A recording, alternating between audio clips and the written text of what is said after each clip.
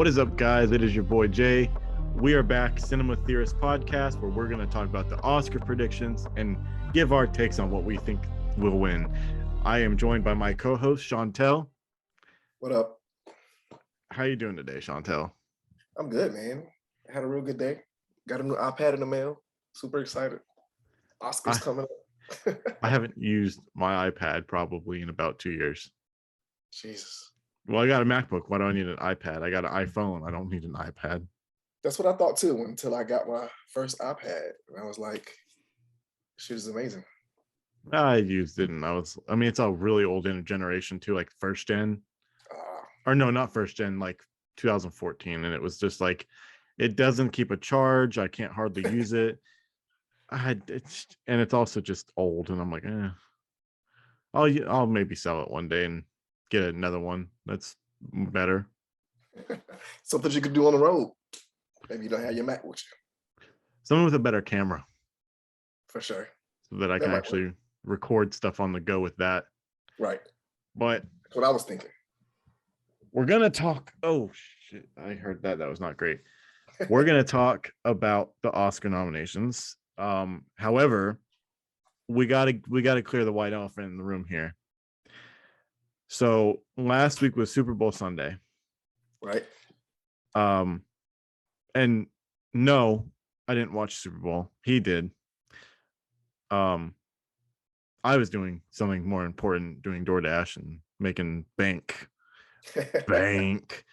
Anyway, let's just say there's a few trailers that dropped. A few for sure. One big one for sure. I'll put it this way. First off, just gonna get out of the way. The new Lord of the Rings spinoff for Amazon trailer, it dropped. Looks great in terms of cinematic, which is to be expected for a $400 million series. Right. However, I will watch it when it comes out, but I'm already calling it now. It's gonna be garbage. We'll see, man. I got high expectations for it.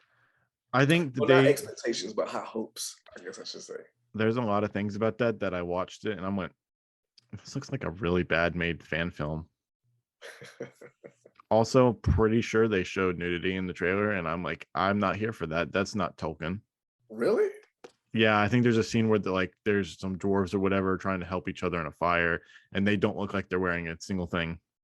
It could be the way that the shot was, but I don't know. We don't need another Game of Thrones nudity in it, you know? Oh, no, for sure. Especially not from dwarves. I don't want to see that.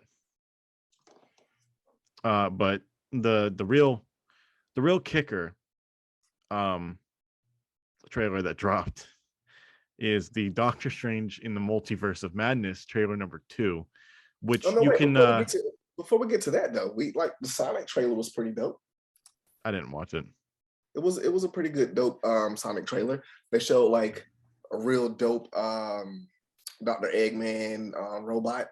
Like it looked just like from the video game, shooting a bunch of rockets out of his chest. The thing is though, I don't need to see that. I saw the first trailer and went, okay, I can wait. I don't need to see another trailer. I can just go and watch it and be surprised.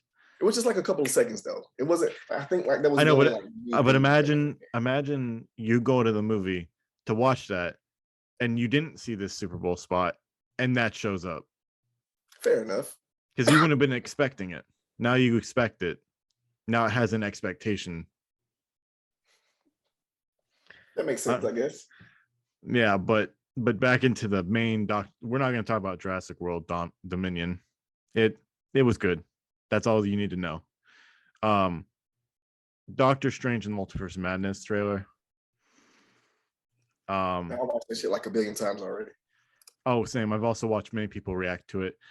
You guys can go actually check out my reaction to it. I'm gonna put it right in this video. Definitely go check that out before you watch what we're about to say, because man, what a trailer. No Way Home is now what No Way Home did is now going to be considered as chump change in comparison to what this movie has offered us. Right. Like, my mind was blown with No Way Home. The rest of me is going to get I'm gonna be blown away completely from For head to sure. toe. I had to Yeah, carefully choose my words there. I'm stoked. It's like May, right? Come out in May. May 6th. Yeah, Dude, May is gonna be a huge month. bro. I don't care about anything in May except for Doctor Strange. Top Gun Maverick. I don't care about nothing right now except for Doctor Strange. Okay, I'm excited for Doctor Strange, but like Obi-Wan Kenobi, dude. Nah, man. If I could only watch one thing in May, it would Oh, we're be not gonna do this again. Doctor We're not Strange. gonna. We ain't gonna do this again. We go. Okay.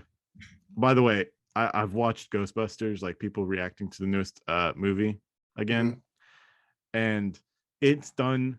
Every time I watch someone react to it, even if they're not getting emotional from it, I'm starting to tear up. I'm like, man, what a good film, man. Yeah. Man, I wish I would have gotten that emotional for Eternals or Encanto, which is coming back to theaters. I'm so sick and tired of hearing about people talk about that movie. I really am. Encanto was dope, man. Oh, I hate it so much.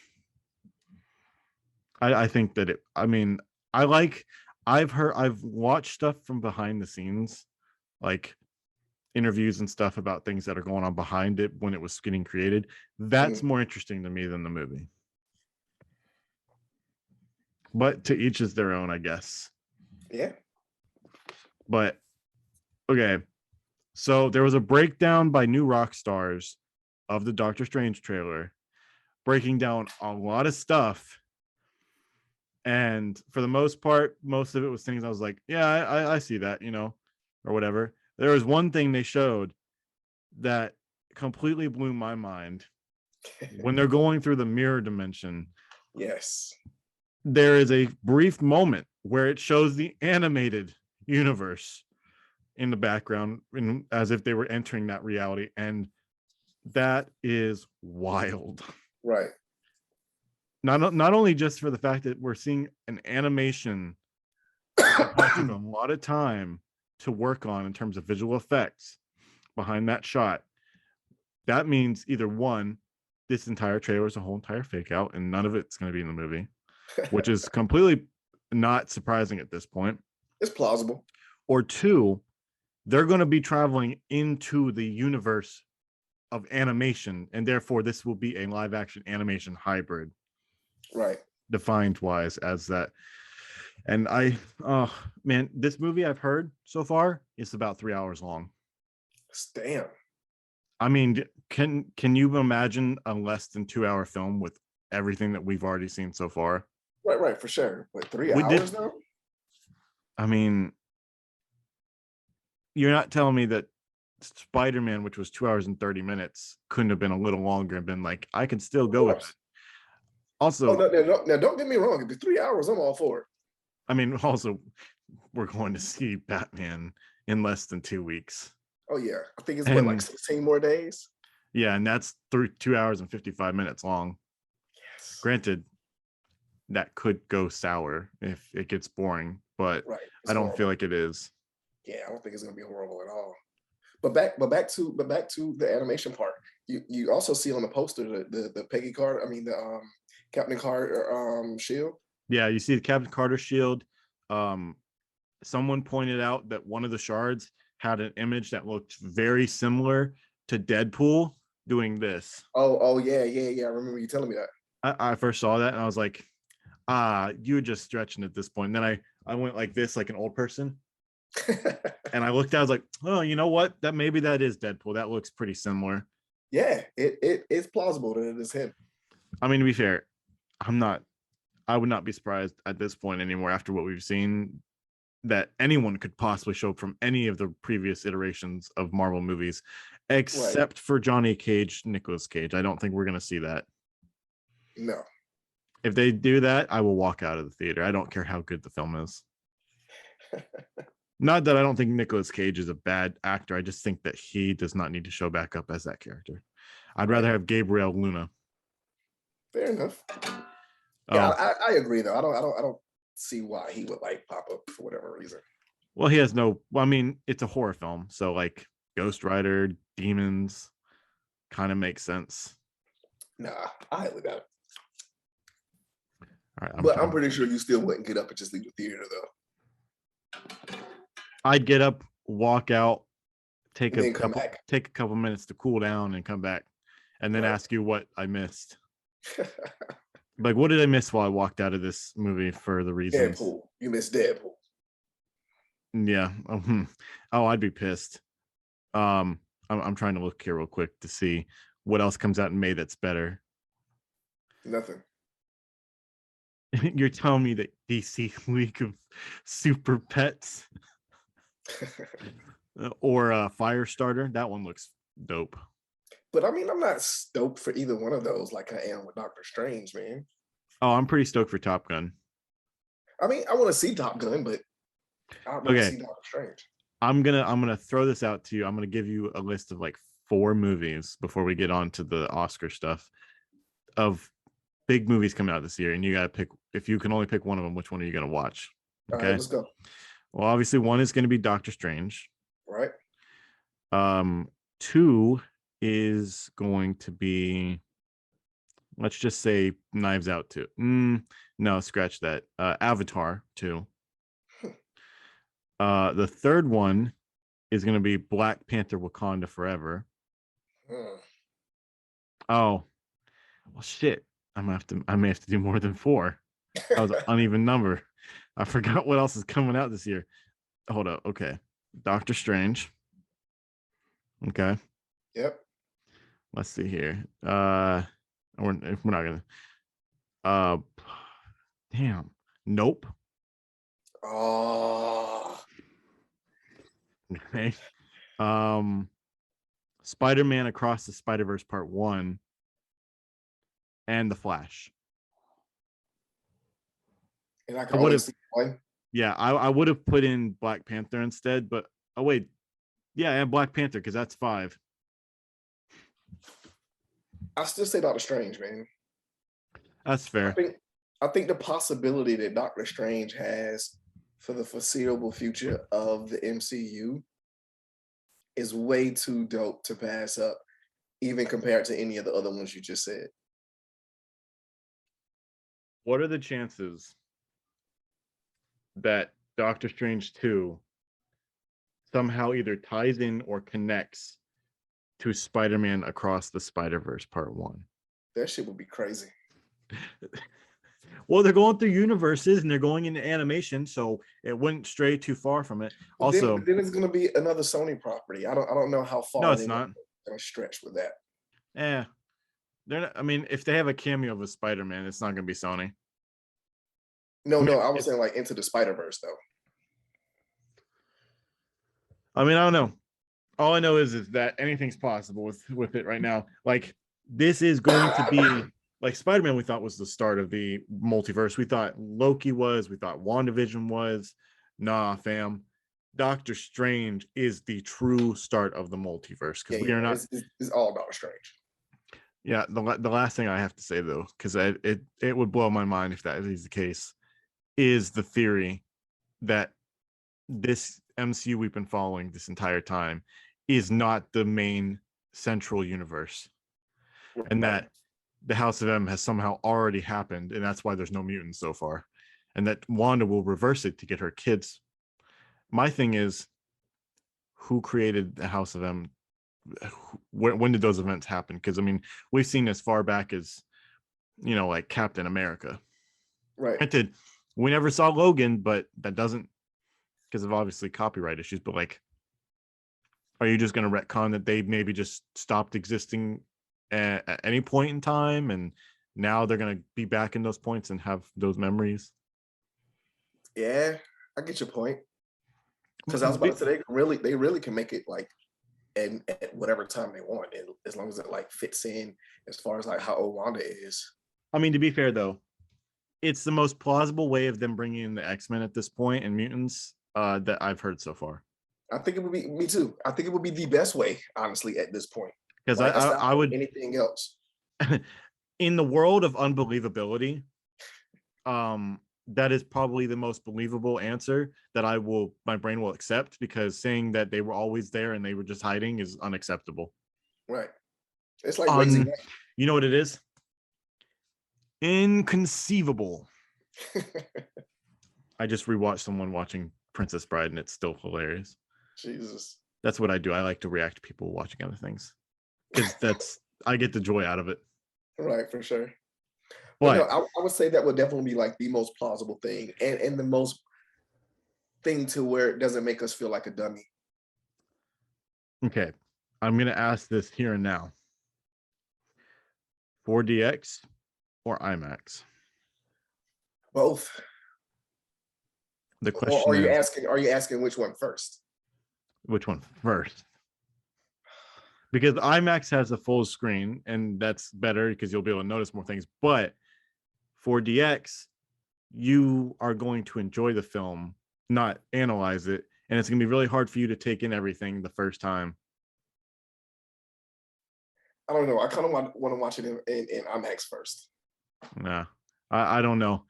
I may do the thing where I'll go see it first during like the early showing, and then go And to then later IMAX. go, Yeah, for sure. I will most likely watch this twice on the first day, because that way, when the podcast that we will inevitably be recording the same night that we do it, Right. I will be able to give information that maybe you didn't notice because I've seen it twice. For sure. Let me see what day is that. Is that a Thursday? May 6th is Friday, but May 5th, the day we'll be going to see it, is on a Thursday. Oh, okay. Unless they have a fan first premiere. Personally, if I have to pay $22 and they have one of those, I may go ahead and do it just because of the fact that I don't want anything being spoiled on the first day with this one. Right. I mean, I really didn't have anything spoiled for Spider-Man, but I kind of knew going into it there were certain things that I'd seen.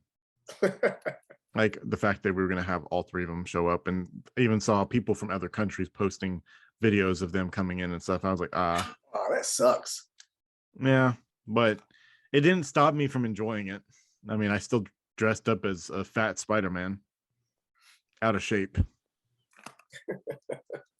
Alternate universe Spider-Man. Oh yeah, no, I only look like this because of the dimension. Right. Okay, but now, before we get into the topic of the day, I just want to show off these bad boys. Oh yeah. I don't And you like the said that fact one. You said that was a chase one. this one is, yeah, because she normally only has the cat burglar mask on. This one, I think it was $40. Jesus. This one was 14. I That was really pretty wanted to get the 10-inch one of this, but I was like, I don't know. But then I realized that these aren't bobbleheads, right. which is the only thing I dislike about them. But other than that, those are great. My next two I plan on getting is the Riddler and the Oswald Nice. Cobblepot. Cobblepot. But all right, we are going to we're not going to say every single thing that's in each one that's nominated for, because you're already going to listen to that on the Oscars. But we are going to say the category and which one we are going to say might have a chance at winning, most likely based off of what we know. Right. So I'm just going to go down the list that I have because it's easier. They have actors in a leading role. These are the movies they have. They have, Javier Bardem, who played in Skyfall. He's being nominated for the I Love Lucy documentary type movie that came on Amazon, which I haven't watched. They got Benedict Cumberbatch in Power of the Dog, which is on Netflix, which is a Western that I have to watch because it looks interesting, and I think he should win an Oscar at some point. I mean, he's a good actor. For sure. I might watch it too. By the way, you know what his fans call him? What? Or call themselves? They call themselves the Cumber Bitches. What? Yeah. I would not. Well, I mean, it's most of his female fans that call themselves that. Oh, I guess that makes sense. I mean, you might as well say the Cumber Hose. I'm You're gonna kidding. get roasted, bro. Eh, I've been roasting toasted Roasted. enough. Roasted. Andrew Garfield in Tick Tick Boom. I think that he deserves an Oscar too because he did a fantastic job in that movie. Because I even watched Yeah. some of the stuff of the actual person that they had like recordings and stuff for, and he's playing him to a T. I mean, Right. he Yeah. obviously I has watched his a own little bit of it. little bit of his own of what a little bit of what You said what? you said you watched a little bit of something. Of the actual Oh person he yeah, was yeah. We got Will Smith in King Richard, which which he did awesome. I think he did good. I don't know if I would consider that to be the Oscar winning performance that he could go for. I still feel like there's probably better roles that would have been better had they been nominated him. And you got Denzel Washington for the tragedy Macbeth, which I did not watch. I started it and fell asleep on it and never like went back to it. The problem is with those kind of movies, when they're plays like that, it's hard to make that interesting enough for modern times Yeah. without delving it or changing it enough to be modern and not be set so far in the past. Like Romeo and Juliet. Yeah. Although, well, that one's an exception. That one was shit. What? The Leonardo DiCaprio movie was garbage. You stupid, bro. I love No, that movie. no, that movie's garbage, and you know it. The original is better. No, you fucking smoking crack. That movie is dope. Nah, but as somebody who hasn't seen full three out, no, yeah, 3 out of those 5, I'm gonna have to give my opinion and say that Andrew Garfield's the most likely to win.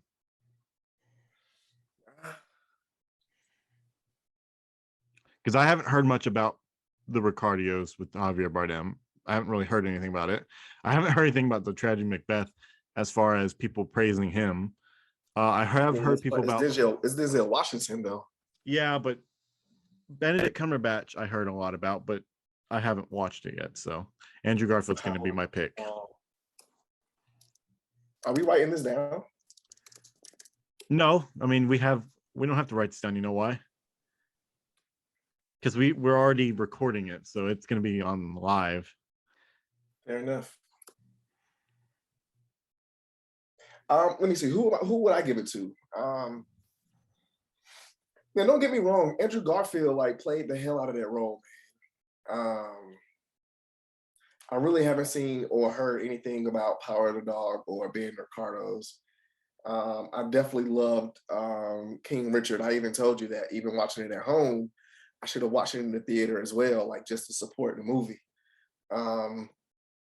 But it's Will Smith. I mean, Will Smith is like upper echelon type artist. So I'll give it, but and I really can't really give my thoughts on the tragedy of Macbeth because I didn't really watch the whole thing. And the part that I did see with Denzel Washington, and it was just regular fucking Denzel Washington. So I guess if I would have to make a choice, it would be a tie between Will Smith and Andrew Garfield. But I'm pretty sure Andrew Garfield is going to win, though. I mean, okay, I'll give you a reason why I think he's going to win. The reason I think he's going to win is because off my past experiences watching the Oscars, seeing who wins and everything, I've been pretty keeping up with certain movies, and even the ones I didn't keep up with, I'm like, there are certain things this Academy of white, I'd like to say white supremacists, but I don't think that's the right term, but it's not that far off. They go for, I mean, don't get me wrong, I'm pretty sure they've gone for black actors and making them win. Right. I just sure. don't remember them, except for Mahershala Ali, even that was supporting. But Andrew Garfield sang in his own movie. Yeah. He method acted to a certain extent. And you know how they love method actors in these movies. Right. I mean, Leonardo DiCaprio won his least deserved role in a movie for the Oscar of The Revenant. And I think that was the worst out of any of them that he's got nominated for. Fair enough. I wanted him to win the role from Wolf of Wall Street because I think that was his best when it came to nominated films, and he didn't. The only reason he won, Okay, gotcha. You said nominated films. Okay, gotcha. Yeah, yeah. well, yeah, because he's been nominated multiple times, and he was nominated for that one and The Revenant, and I think not Titanic, but another one of his that he did, and he didn't win the Oscar. He lost the Oscar to his co-star from Wolf of Wall Street, Matthew McConaughey, for a different film. I don't know. I think the way that I see it, method acting gets you a lot more recognition with an Oscar. I think Andrew Garfield, out of everyone here that I have seen and everything, I think he might be the one to have the best chance of winning. Will Smith didn't It'll really. be his first one, right?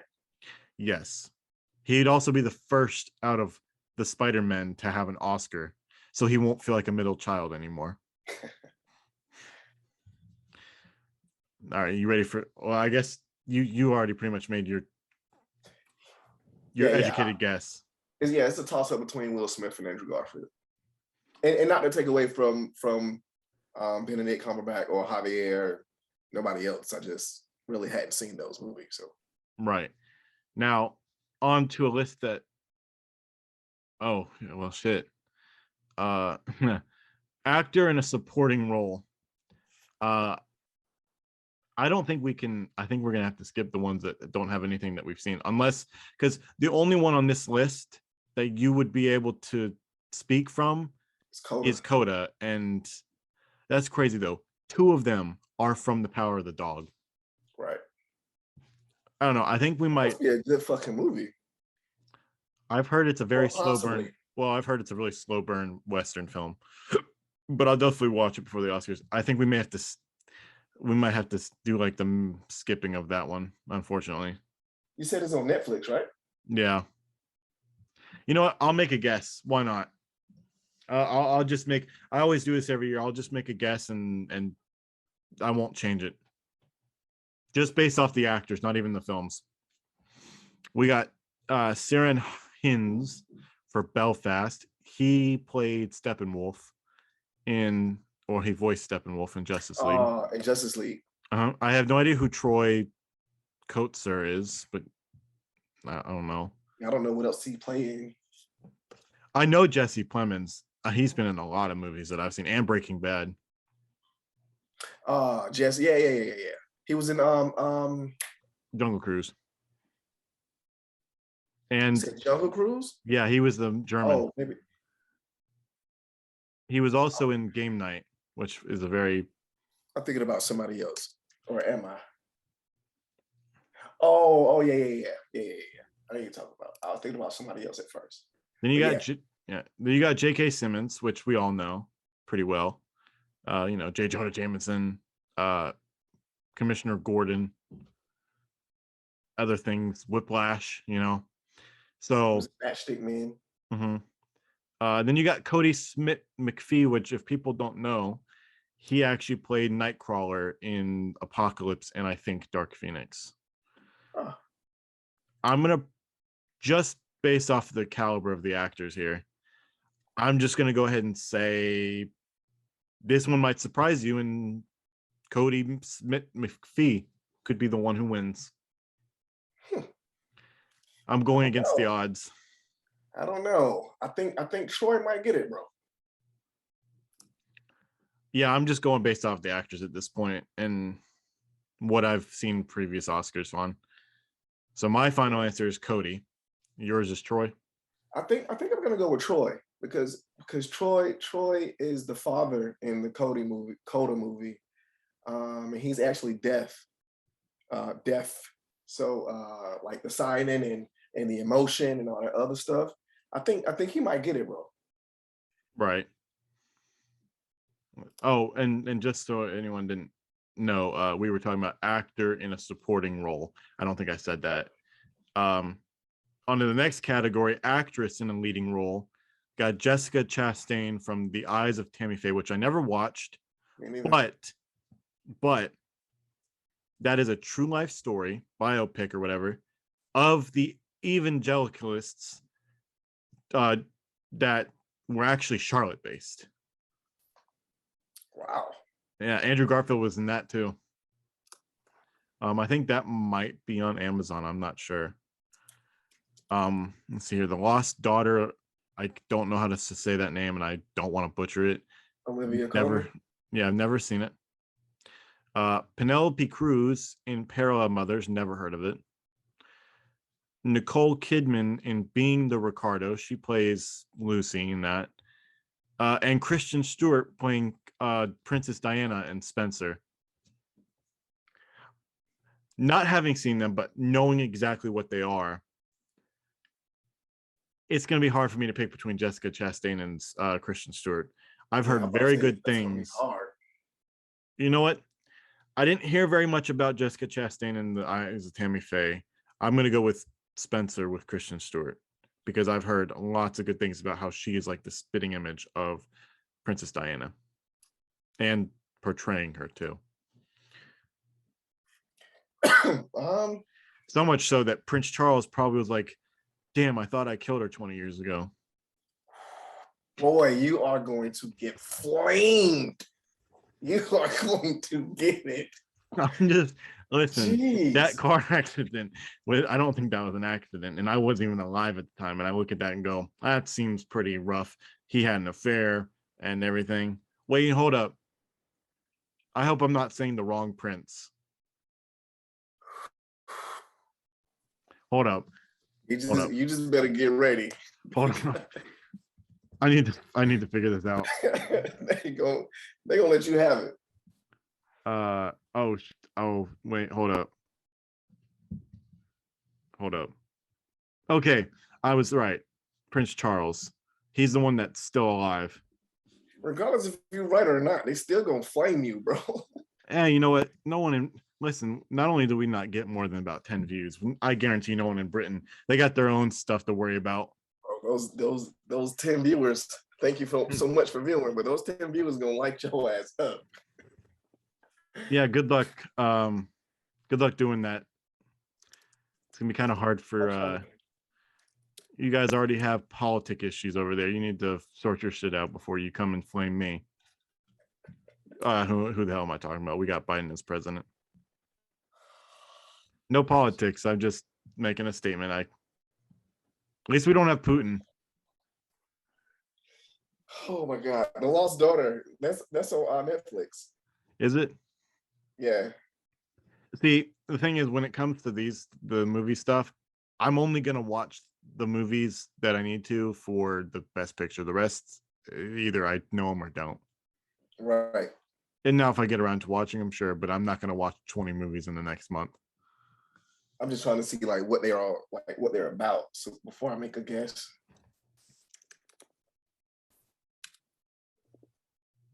So far, The Eyes of Tammy Faye look like it's pretty good. But of course, I'm watching without any sound and shit. So I don't know. I might have to give it to you as well, like Kristen Stewart. Now, I will tell you, just as a in a side note, go look at Tammy Faye Baker and look at the Jessica Chastain version. Boy, do they got the look pretty damn spot on. Put backer. Oh yeah. Yeah. It's crazy. Yeah. Although I don't know, they actually had a planned like hotel mall thing, like a big compound that they were building in Fort Mill that got abandoned after a while. For the movie? Yeah, no. Like actual people before they got arrested and put in jail. Oh, gotcha. In real life. Yeah. But you said Kristen Stewart. Yeah. Okay. Let's see here. Actress in a supporting role.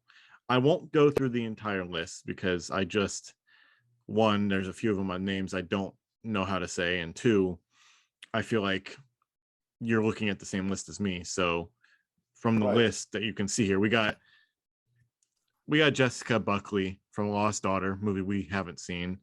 Ariana DeBose from West Side Story. Judi Dench in Belfast. Kirsten Dunst in The Power of the Dog. I haven't seen Kirsten Dunst in a movie since 2007. And a name that I cannot pronounce that you're gonna have to maybe if you can do it. Awanu Ellis. From King Richard. Awanu. I guess it's fucking Awanu Ellis. But yeah, she was the wife. She was She was the the wife. mother. Okay. Yeah, she was the mother. Oh my gosh. Oh my gosh. Will, no. I'm just gonna give it to Awana Ellis because I'm pretty sure I'm butchering her name, but Let me check something.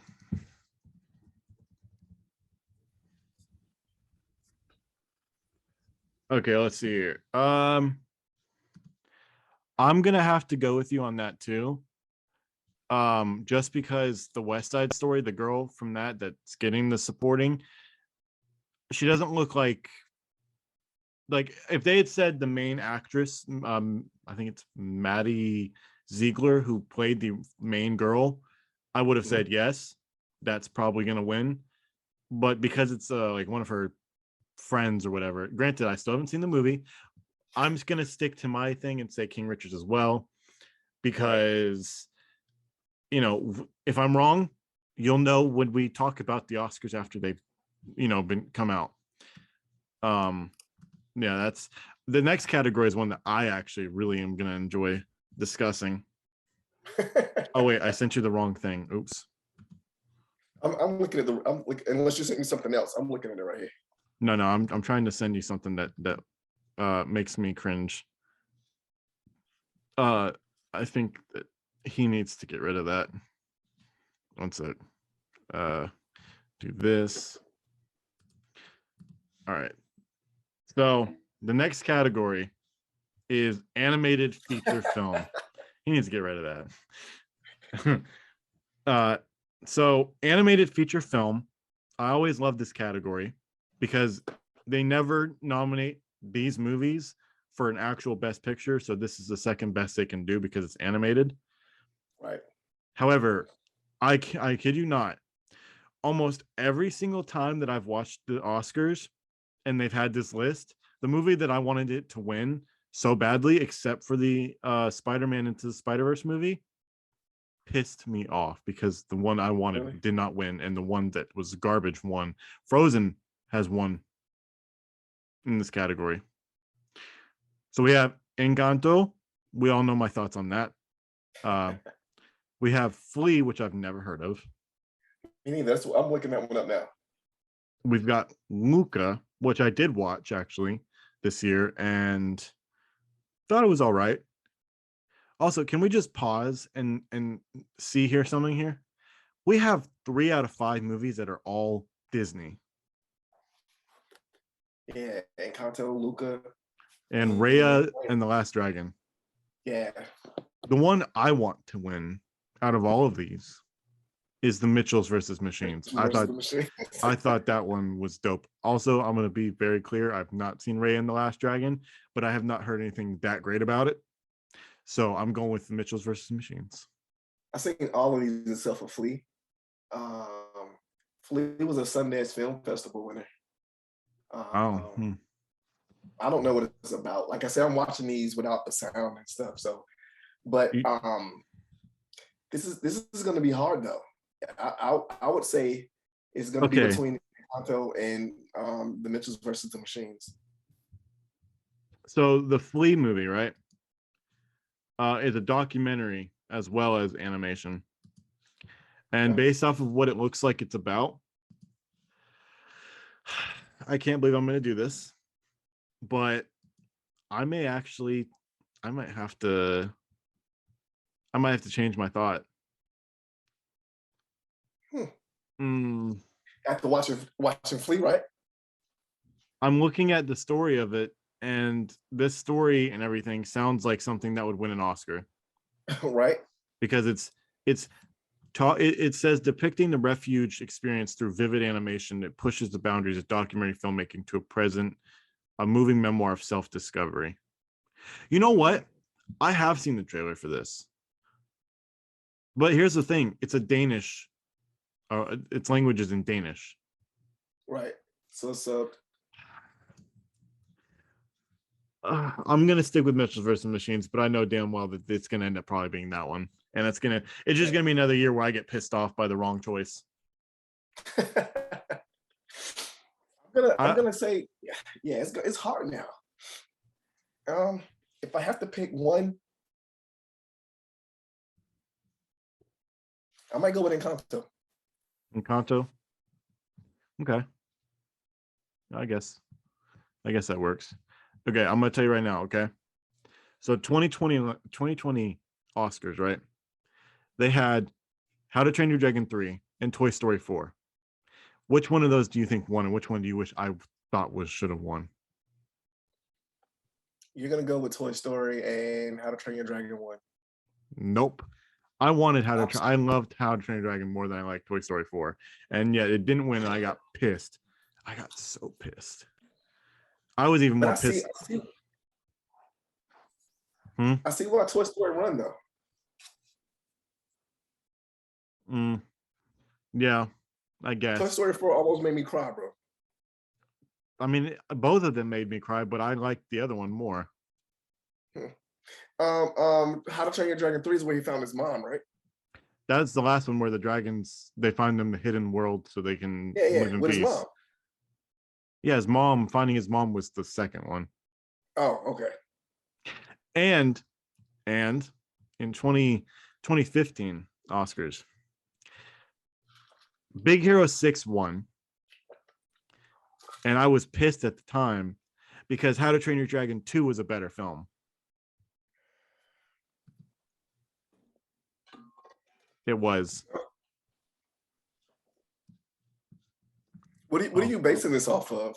What do you mean? What am I basing this off of? Like story, animation? Both. I also I read the books as a kid, so obviously I'm a little more biased. I also hadn't seen. I hadn't also seen Big Hero 6 at that time. I didn't see that for like probably 2 years after it came out. Oh, okay. So then I was I watched it and I was like, this is good, but I still think this one was better.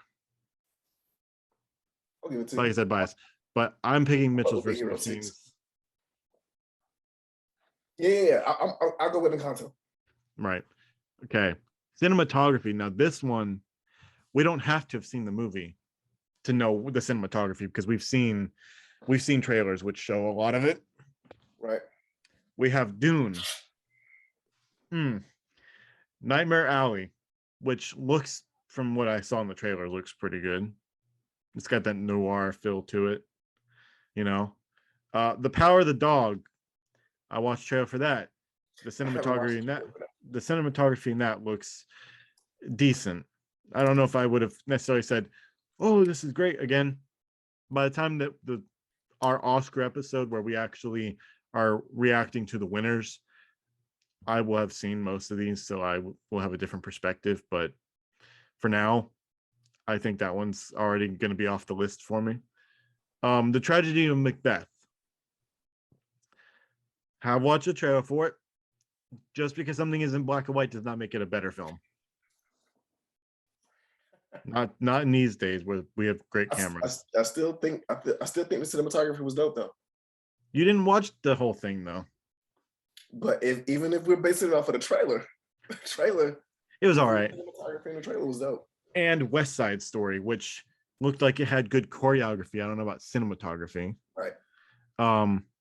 Just based off of these though, I don't think any of these can beat out Dune cinematography. I wasn't gonna say Dune. You know what's funny? Dune and the old Dune from 1980, there's a category within this Oscars that they were both nominated for. Really? Mm-hmm. And what's that, cinematography? I don't think so. I think it was visual effects.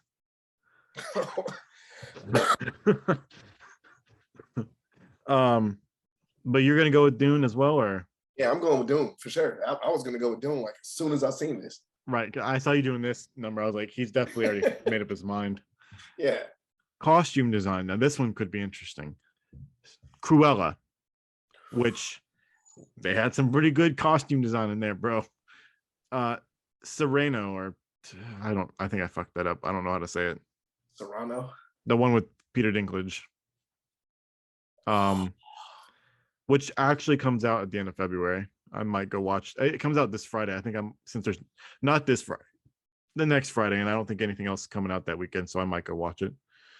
Dune. I don't think Dune will win this category. I hate to say it. Yeah. I can already say it because I mean their outfits are cool and all, and it looks great for the movie. But as far as costume designs go, let me continue before I give my full opinion here. Nightmare Alley looks like it has some decent costume design. I mean, it's on this list, so it must have something pretty good there.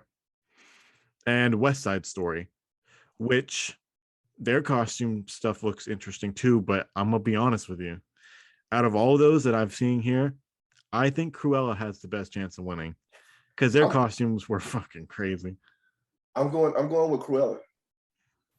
I mean, there's not a lot of things I remember specifically. Like I remember Like, vaguely. There's things I remember vaguely about that film, but it wasn't like a memorable film to me too much. I watched the next one. I thought it was okay, but the costume design, I think about that a lot. I love the movie first and foremost, but Well, I'm the not saying outfit, I hated it. I just said it's not one that I remember fondly, right? but or remember a lot about. And the only thing I'm saying that for is that I love the movie, so I remember a lot from it. So that's why I was already like gonna go with Cruella. Like even like the dress that she had on, like at the end, where it looked like it was a bunch of like gold beads, Oh, but it was the moths. Like that shit was dope. The dress she had on when she like lit it on fire and it turned to another dress. Like, yeah, I'm definitely giving it to Cruella. I can't wait for the second one. Yeah.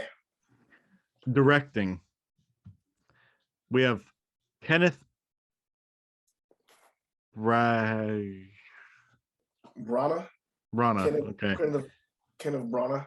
from for Belfast, which I still have to watch. Um, that's the same guy who plays Hercule and Perot in Death on the Nile, and also directed that film too. Oh yeah, you told me about that. We have Drive My Car, which I haven't watched, and neither has he. Licorice Pizza, Paul Thomas Anderson. The Power of the Dog, Jane Campion. And West Side Story by Steven Spielberg. Mm, damn, this one's tough. Because I know 3 out of the 5 movies directors pretty well. And I know how their stuff is. And even though 2 of them I have not watched, oh, it's a difficult one to go for, though, isn't it? I'm I'm gonna go with I'm gonna go with Paul Thomas Anderson. I'm gonna go with Steven Spielberg on this one. I think that he has a unique enough way, and he's been in the business long enough to direct that based off of what the Academy would think, that's probably the one I'm going to go with. I could be wrong. Paul Thomas Anderson could win, or we could be both wrong, and it could be one of the ones we haven't seen, most Right. likely. But I'm going to stick with Steven Spielberg. You're going to go with Paul Thomas Anderson. We're going to skip documentary because I don't know anything about those. Oh, fun fact. There was one movie I saw in theaters that was a documentary. The only time I ever watched a documentary in theaters and documentary in general. Went on to be in the nominations for documentary feature. And I said, well, I don't know the other one, so I'll pick that one. And it won. One. It's one where this guy is like climbing free solo or whatever. He's climbing like one of the like mountains without a rope or anything. He's just climbing free-handed. And I saw it in IMAX. I was like, Shit was dope. breathe. Bro, speaking of which, we just went rock climbing on yesterday. And On yesterday, rock climbing is no joke. I wouldn't do it. So for him to have been climbing freehand up a mountain with no rope or anything, bro. Did I mention that the mountain at points had a slope like he was climbing up this way? But do you remember the name of it? Yeah, I think it's Free Solo or something like that.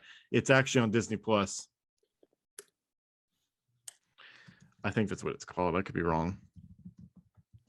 Nope, I'm right. Free Solo. Oh yeah, it's on National Geographic. Yeah, no, I as much as I liked watching that, I also was like, I hate this so much. I feel anxiety from this. I hate heights so much. Wow, that's crazy. Yeah, and he did another movie recently with someone else, where they were also doing something crazy. But we are skipping the documentary feature and the documentary short subject because again, neither one of those are things we really watch, and I'm Right, not I gonna. agree. Film editing. This one's an interesting category because there's 4 out of the 5 that we have seen. Right. You got Don't Look Up by Hank Corwin. We have Dune by Joe Walker. Walker home. That was terrible. King Richard by Pamela Martin. The Power of the Dog by Peter Severus. Scribaris. And Tick Tick Boom by Myron Kirstein and Andrew Westblum. I'm definitely never going to be able to be the announcer at the Oscars because, Ever. boy, I Ever. can't pronounce. To be fair though, John Travolta also said Adina Mizell or whatever. So if he can screw up, I think I can't. Film editing. um, I don't remember much with the King Richard one. I'm gonna be honest. Dune. I don't know if I'd say film editing for that one's honestly, and it's only because it's the most recent one I've watched multiple times. I feel like Tick Tick Boom's film editing was sublime. I mean, the scene between them singing a song and called Therapy and the actual argument happening was mwah, so good. And I don't remember. Don't Look Up was a good one. I guess I don't. I was about to say I'm gonna give it either Don't Look Up or Tick Tick Boom. I think I'm gonna give it a Tick Tick Boom because the film editing is what stood out to me in that one. Don't Look Up, I'm not so sure on. I think just to oppose you, I'm gonna go with Don't Look Up. That's fair. Also, as much as I'd like to do a nice bet with you, I think this is going to be a friendly bet here. Yeah, definitely friendly. Well, because I don't think neither one of us have the money to be betting and gambling. Right. Especially Also, not to, especially on my end, not to lose. Now, if I win, I'll take your money, but I don't want to lose. Granted, if we both lose, then Or nobody that. wins. Right. Still. We're gonna skip international feature film because again, I don't watch international films. Unless you have seen any of those. You haven't. No. Makeup and hairstyling. Wow. Coming to America. That's the only thing it's ever going to get nominated for. Right. Cruella. Dune. I don't know if the hairstyles and makeup department really. I mean, I guess the is it the Fremen? They have some interesting ones. His dad, Oscar Isaac, looked pretty good. I don't know if I'd necessarily say though that Dune is what I would think of as makeup and hairstyling winner. Right. The eyes of Tammy Faye. I've seen the way they did some of their stuff there. It's pretty impressive, not gonna lie. And House of Gucci, which had a lot of different things. I don't know though. I don't know. House of Gucci, Jared Leto. I'm just saying. He got nominated for a Razzie because of that. Yeah. For House of Gucci? Yeah. Jeez. I'm tough crowd. I'm thinking of makeup and hairstyling. I gotta give it to Cruella. Yeah. Because I did not. It's surprising. House of Gucci is not nominated for anything major, like leading actress or actor or supporting. Right. Not even Best Picture. Which I'm glad that Academy finally realizes that maybe not everything that Ridley Scott does is worthy of that. But I just knew it was gonna be like all across the board, House of Gucci, because I still say that Lady Gaga should win something I for mean, I her. think she's already won her Oscar worthy performance. The one with Bradley Cooper, A Star Is Bradley Born. Cooper, yeah. I think that one was good. That was her first time too being an actress, kind of. I still think she should get like supporting female or whatever. Well, the problem is there's no main female other than her Well, true. because it's all men, bunch of dicks. I don't want to give it to Cruella again. I mean, there's going to be multiple of the movies that have been nominated a bunch to end up winning multiple of them. So sometimes there's sweeps. But yeah, you might be right, Cruella. I'll say either Cruella or House of Gucci. You don't want to give it to Coming to America? I mean, I think the hairstyles were dope, but I mean, it's a black movie. They're not gonna win that shit. What do you mean? I mean, Black Panther won. Cause it's fucking Black Panther. We was just talking about that. Everybody would have boycotted the Oscars if they wouldn't have won. Well, they didn't win Best Picture.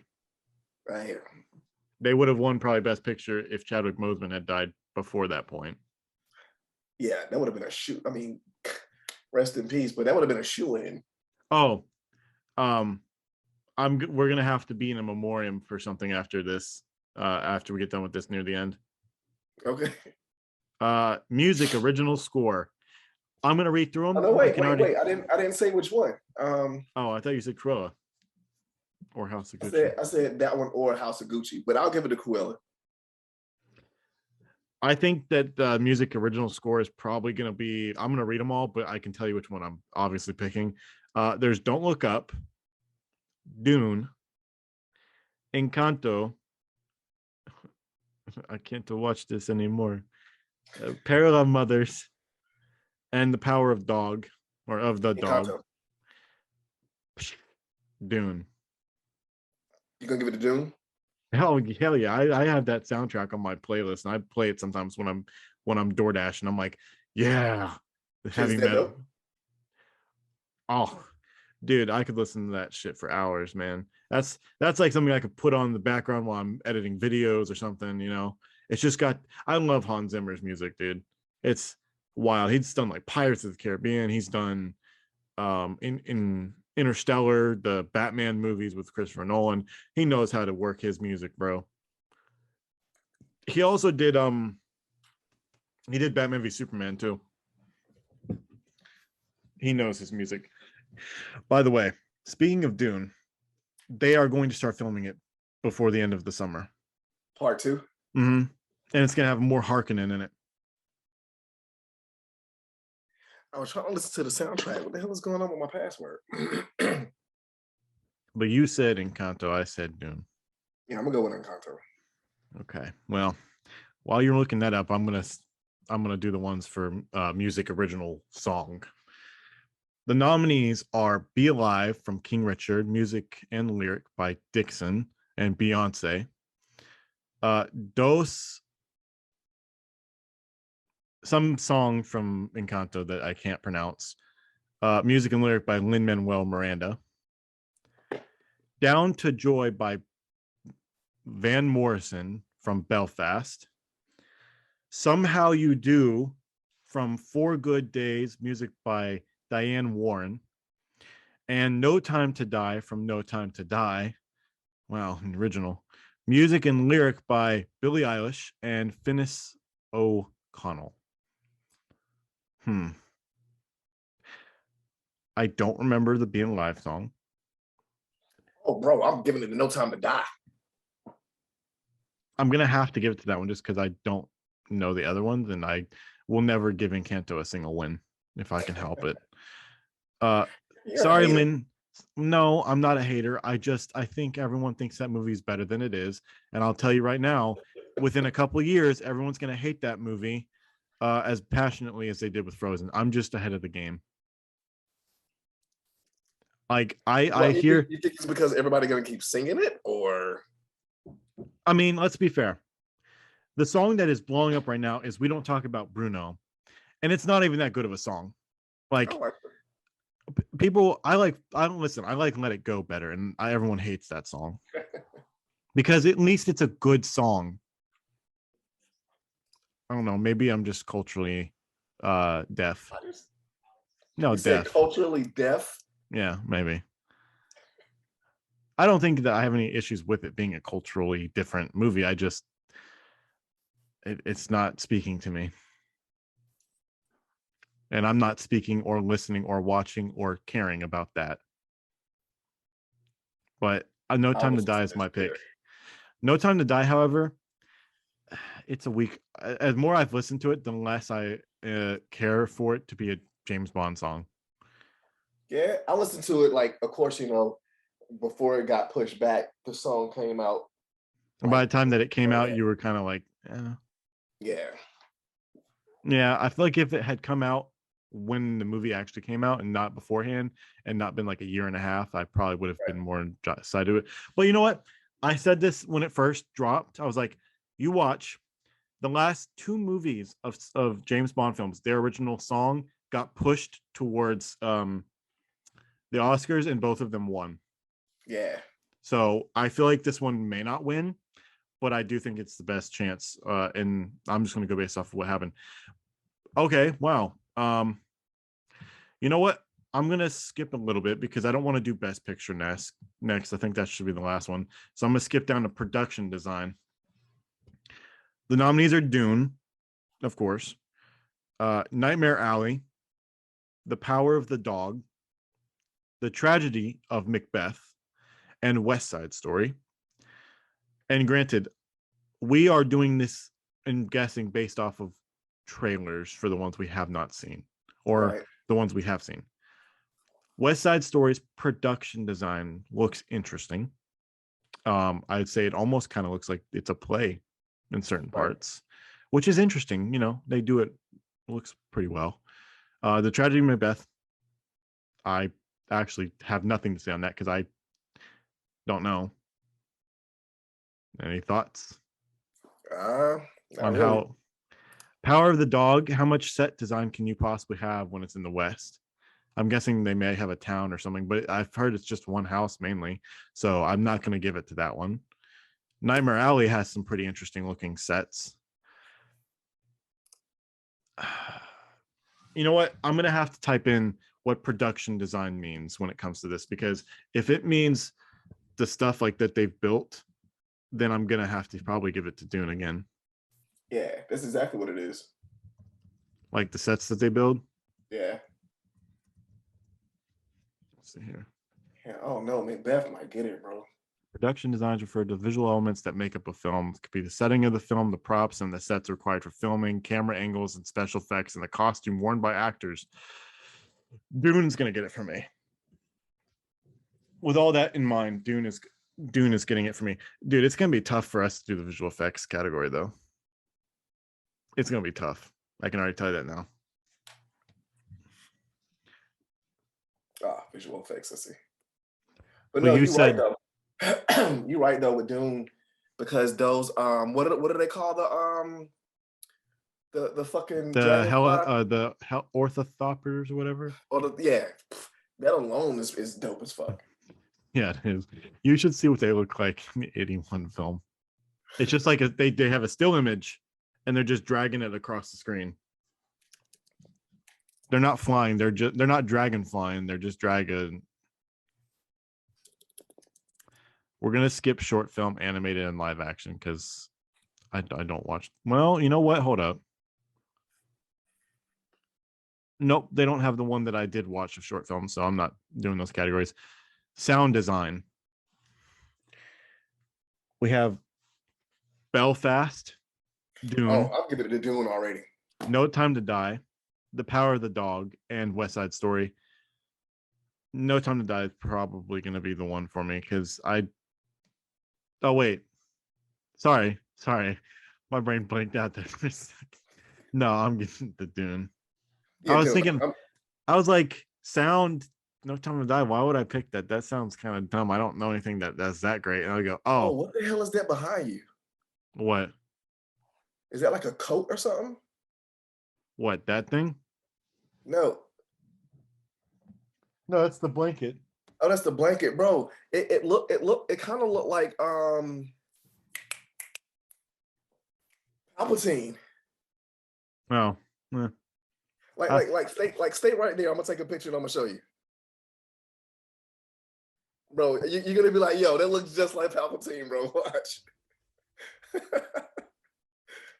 What other categories do we have to go through?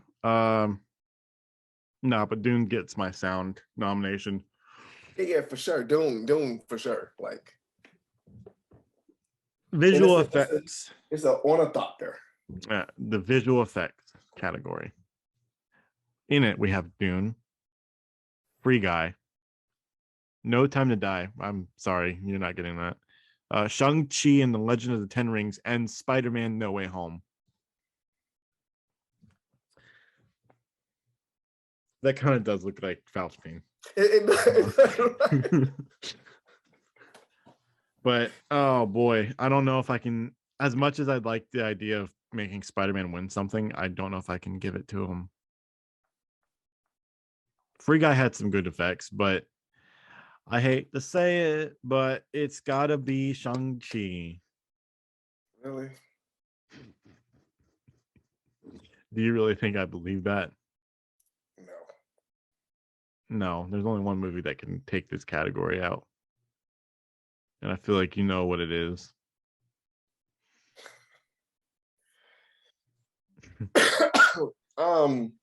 Okay, let's put it this way. Okay. We saw all of those at least once in IMAX, correct? Right. Which one shocked you the most and like, what? Look at that effect, man. What the hell? Like, what blew you away the most in terms of visual effects? Or put it in different perspective. What was so impressive that you couldn't tell what was CGI and what was not? Because those are the best visual effects. I mean, well, you got to combine that with how excited you were, because No Time to Die, I recently watched VFX artists react to it, and there are a lot of things in there that I didn't even realize were CGI. Dune. It's got to be Dune. Yeah. This is going to be like Titanic. It's going to take a lot of categories, and it's going to sweep everything. Yeah. Okay. What do they call the worm? The Aula Diba or whatever it's called. It's a sandworm. So we got 3 more categories left. I'm just going to go ahead and say for this next one, adapted screenplay, you just look at them. I'm not going to go through the whole list because I've only seen one of these, and I'm going to pick the one that I saw.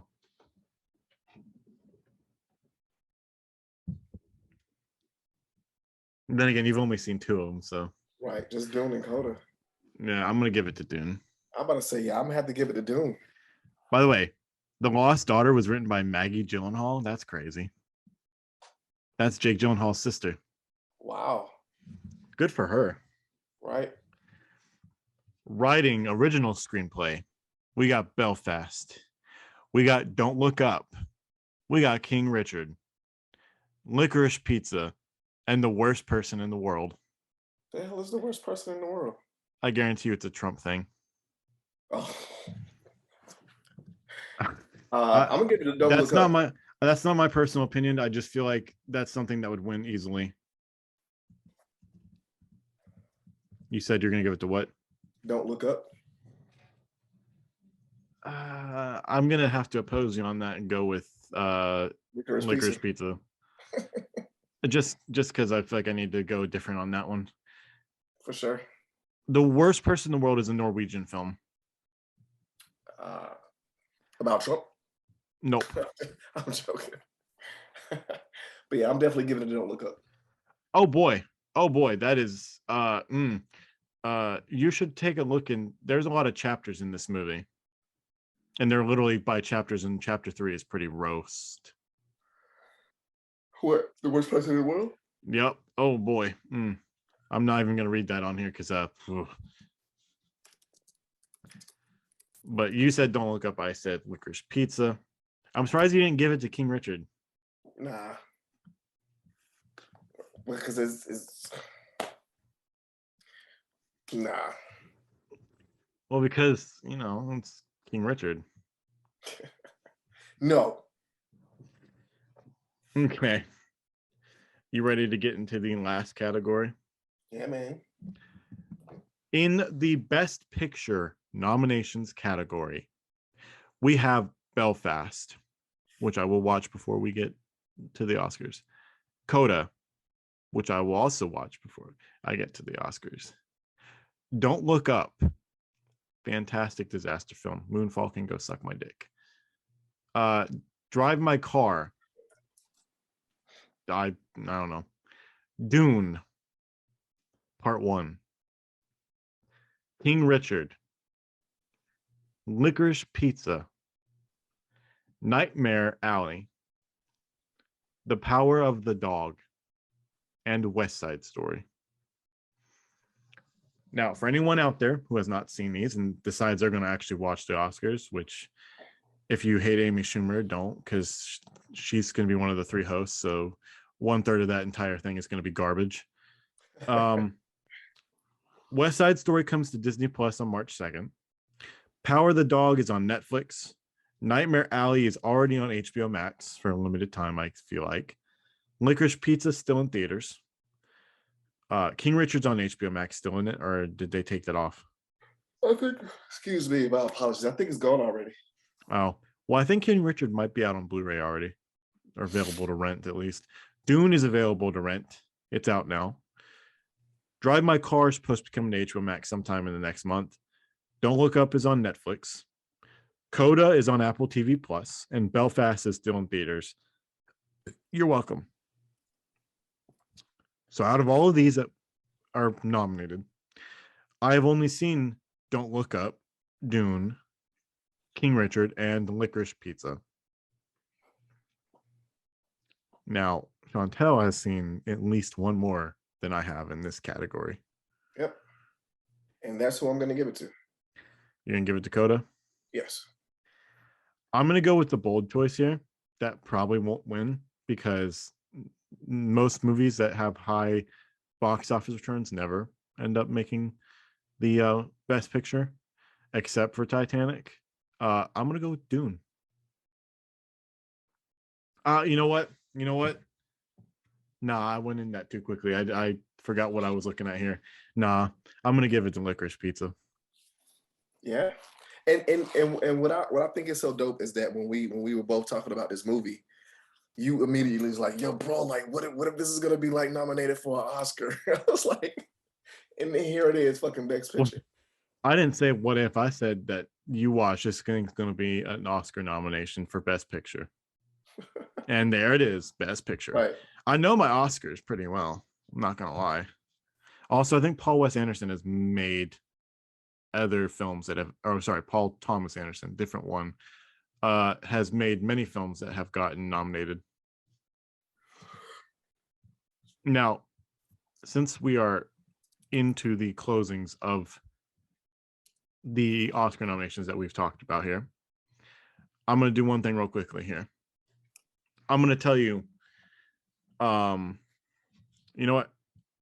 I'm going to tell you what film won Best Picture about 2 years ago.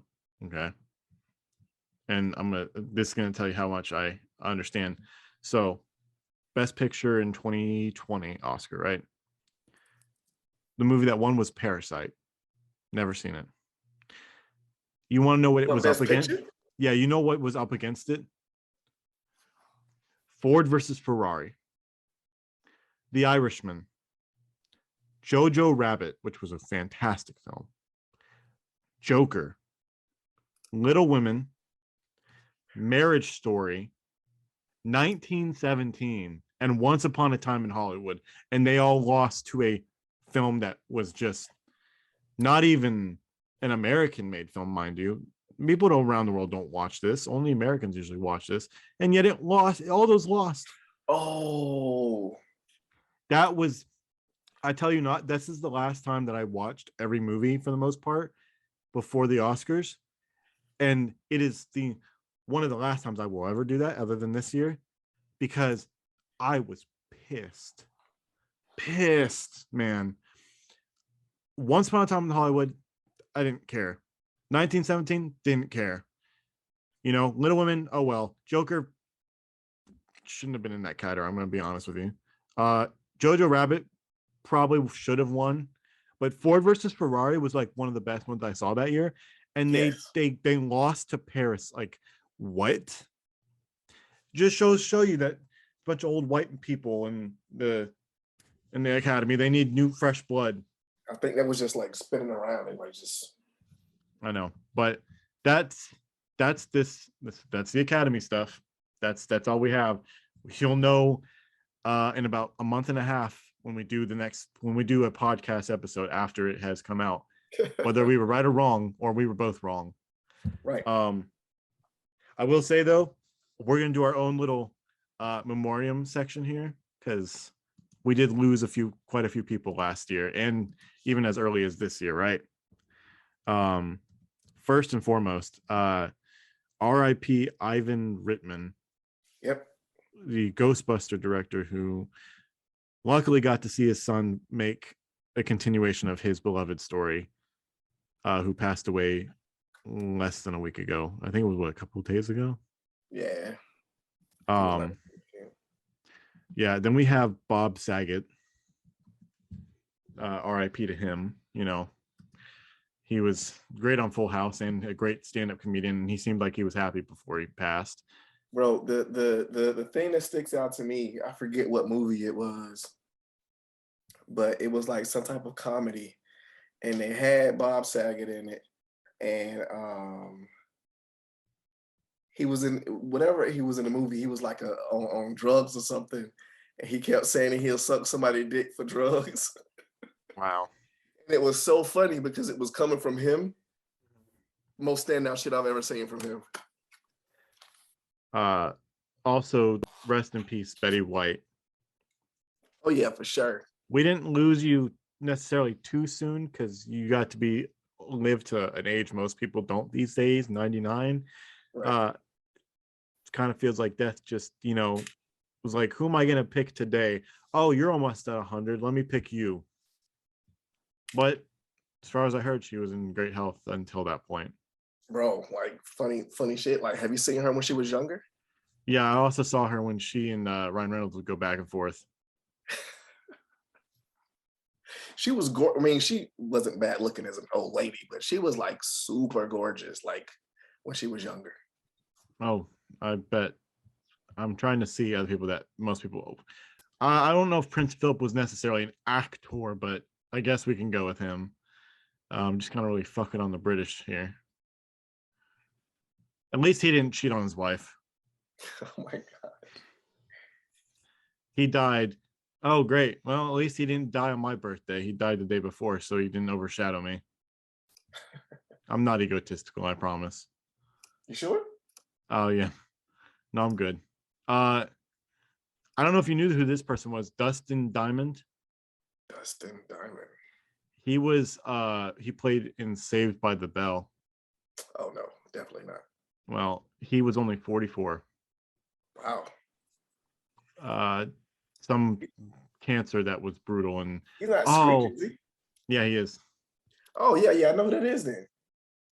I didn't know he died though. Yeah, he died February 1st of last year.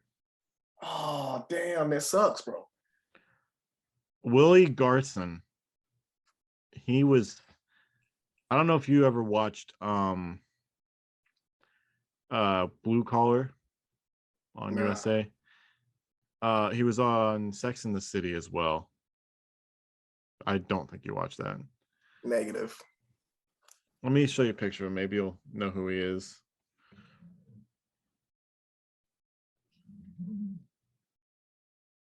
He's a pretty he never got very big, but he always got these like supporting roles on stuff, and he was in a lot. He just never wanted to be the main actor.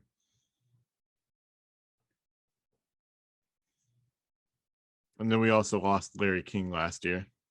Oh, okay, yeah, I know what you're talking about. I don't know if I was really a big fan of Larry King. I guess he was funny for certain parts. Yeah, nah. I never.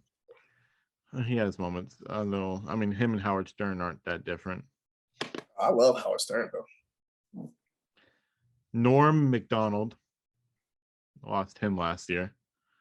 He was a very controversial comedian on SNL. You said Norm who? Norm Macdonald, like Mac, like Big Mac. Oh, okay, gotcha. Oh, He was a writer. Huh? He was a writer. He was on SNL, and he had his own like talk show. Okay. Damn, I forgot this guy died last year. Christopher Plummer. He was in Knives Out and The Sound of Music and Malcolm X and The Girl with the Dragon Tattoo. Wow. He was 91 years old. He died. Oh, okay. He died a year, or he died February 5th, 2021. Damn. Oh, I think, well, there's only a few more people here that I can. Oh, shit. No. I didn't know him until I watched Tick Tick Boom, but Steven Soderman died last year. He wrote West Side Story. Oh, okay, gotcha. Damn. And the Sweeney Todd musical. I like that show, that movie. Wow. Damn, we lost some good people last year, man. Yeah. Although I'm gonna be honest, it's gonna sound bad, but did Chadwick die in 2020 or 2021? I feel like it might have been 2020. Yeah, I'm not sure. You know what? No, it was actually, because he was in the in memoriam section on the 2020 2021 Oscars. Yeah, he passed in 2020. We also lost Michael K. Williams last year. He was on The Wire. And a few other things. He died of a drug overdose. Yeah, he was on Boardwalk Empire, The Wire.